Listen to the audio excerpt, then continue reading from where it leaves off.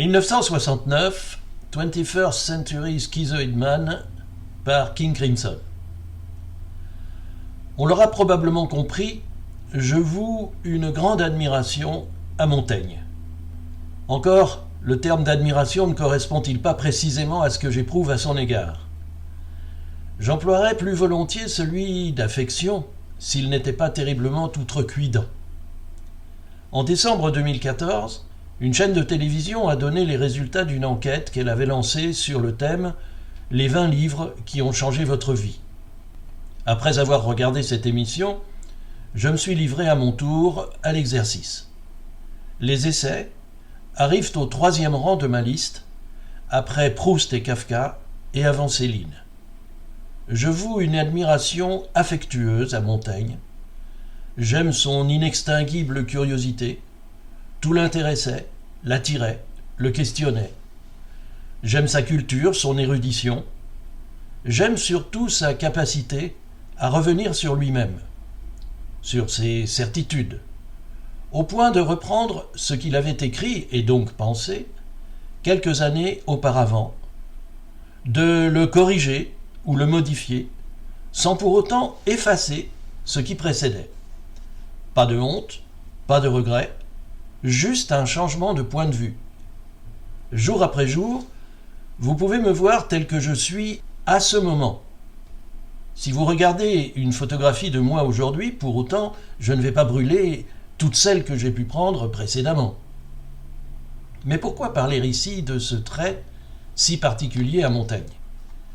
Il y a 10 ans environ, j'ai rédigé ce chapitre sur l'année 1969. Je l'ai relu hier et je n'étais plus d'accord avec lui. En tout cas, avec la façon dont ce que je voulais dire est formulé. Je l'ai donc repris en tentant d'avoir l'honnêteté de Montaigne. J'ai fait des ajouts en italique et laissé visible ce qui ne me plaisait plus en me contentant de le barrer. La relecture me confronte à un problème qui n'a plus rien à voir avec l'honnêteté, mais rejoint plutôt l'outrecuidance que j'évoquais plus haut. Ce que j'ai barré, et qui reste, par conséquent lisible, n'a pas le moindre intérêt.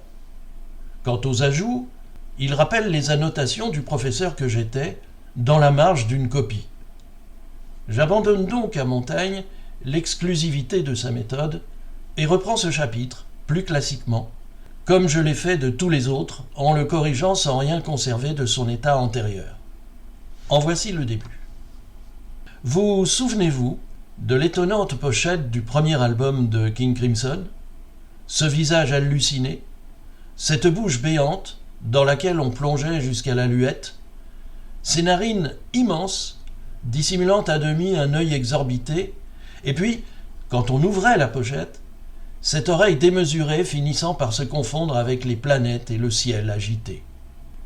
Je m'en voudrais de ne pas nommer ici l'auteur de ce délire, Barry Godber, un artiste anglais qui n'a guère profité de la notoriété qu'a pu lui apporter son œuvre, puisqu'il est mort l'année suivante, à l'âge de 24 ans. Chaque semaine, José Arthur, l'animateur du Pop Club de France Inter, choisissait un morceau qu'il appelait le disque pop de la semaine, et qu'il passait 2 fois par soir durant les 5 jours que durait son émission. Ce titre, 21st Century Schizoid Man, il l'a élu disque pop 2 semaines de suite. C'était un vrai choc. Le premier véritable morceau de rock progressif, faisant référence au jazz, à la musique contemporaine, brisant avec allégresse le carcan du Milassi, avec notamment un chorus de guitare ne respectant pas la tonalité du morceau. Et puis la fausse fin, originale, voire inédite à l'époque. Ceux qui, j'en faisais partie, ont aimé King Crimson, ont pris un train qui les a conduits vers une musique ambitieuse, parfois grandiloquente, souvent infatuée d'elle-même, suscitant la haine de certains critiques. Une musique lourde de technicité et de références culturelles, bavarde et désespérément polie. Une musique dans laquelle le cerveau tenait plus de place que les couilles. C'est probablement la première fois que le qualificatif « intello » a été asséné avec hostilité voire mépris. King Crimson, mais aussi Yes, Genesis, Jethro Tull, ou encore Gentle Giant, Emerson Lake and Palmer, et leurs clones français, Ange, Atoll, Andromède. Andromède, c'est le nom de mon premier groupe. Mais en 1969, j'étais encore loin d'en faire partie. Je n'avais pas encore acheté ma batterie. Je ne souhaite pas faire un exposé sur le rock progressif. Cette digression n'a peut-être pour objectif que de remplir un peu le chapitre consacré à cette année dont je n'ai absolument aucun souvenir, au cours de laquelle il me semble ne s'être absolument rien passé. Et pourtant, c'est l'année où l'homme a marché sur la Lune. Étais-je si replié sur moi-même que cela n'a laissé chez moi aucune trace ? J'ai appris, il y a peu, que les compagnons du Tour de France se voyaient dotés d'un vrai nom, celui qu'ils méritaient, et que leurs frères leur avaient donné, comme le précise Jean Guéhenno dans son ouvrage « Changer la vie », citant, à titre d'exemple, les vertus que fréquentait son père. La franchise, la probité, la liberté, l'espérance, la loyauté, l'amitié, la vaillance. Mon vrai nom est vite trouvé, la médiocrité. J'aime ce début. Précis, il passe sans heurts d'un sujet à l'autre pour s'achever sur le terme qui aurait pu servir de titre à ce chapitre, médiocrité. La suite est une succession d'anecdotes larmoyantes et malodorantes visant à mettre en lumière cette médiocrité.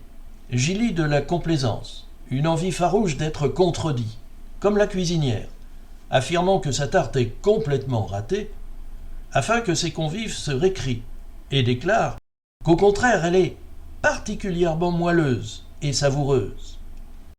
Je n'ai pas envie de vous infliger cette litanie, je n'en conserverai qu'un élément à titre d'illustration. Par quoi commencer ? Le choix est tellement vaste. Mes études ?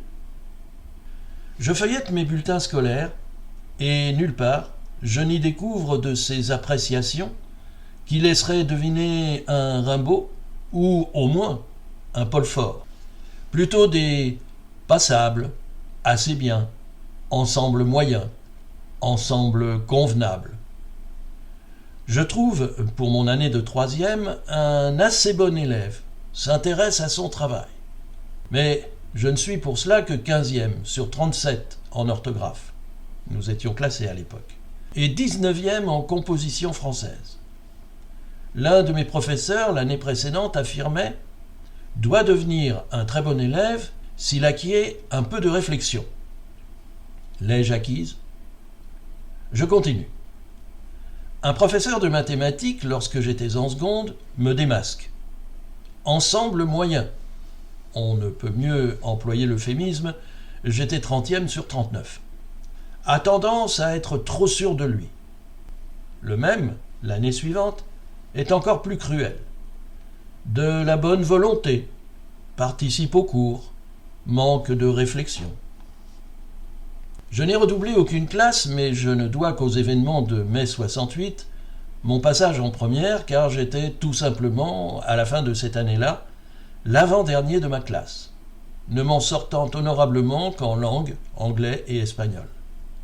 J'avais bien entendu abandonner le latin puisqu'il n'était plus obligatoire. Pourquoi m'embêter à faire le moindre effort susceptible d'enrichir mon esprit, si personne ne me l'imposait ? Quant au passage en terminale, je ne sais pas exactement à quoi je le dois. Je vois sur mon bulletin qu'une croix avait d'abord été portée sur la case « Autorisé à redoubler en section ». La section avait même été ajoutée, première D. Et puis, tout cela a été rayé pour faire apparaître une nouvelle croix dans la case « Admis dans la classe supérieure en section D4 ». Mais le chef d'établissement a écrit à la main à côté « Bien juste », avec 2 points d'exclamation.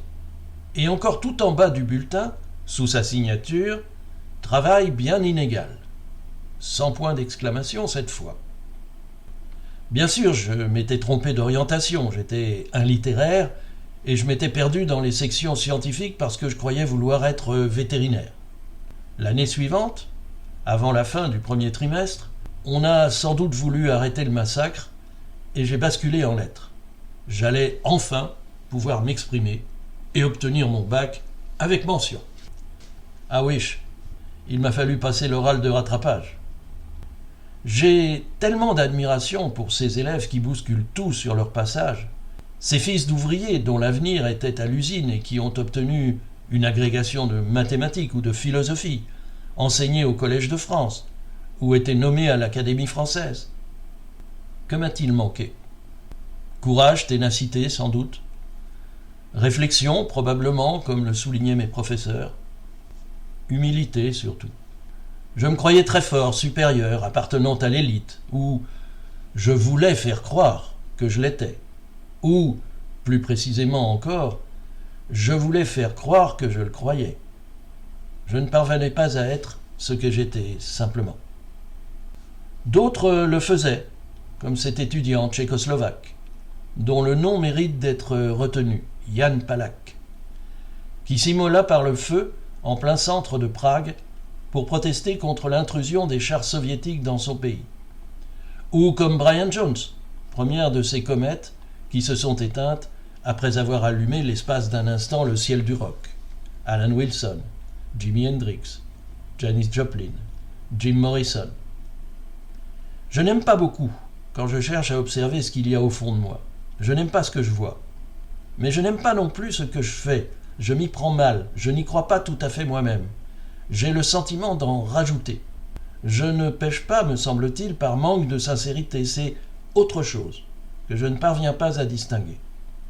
J'ai hâte de quitter cette année dont je n'ai réussi à presque rien retenir. 69, année erratique.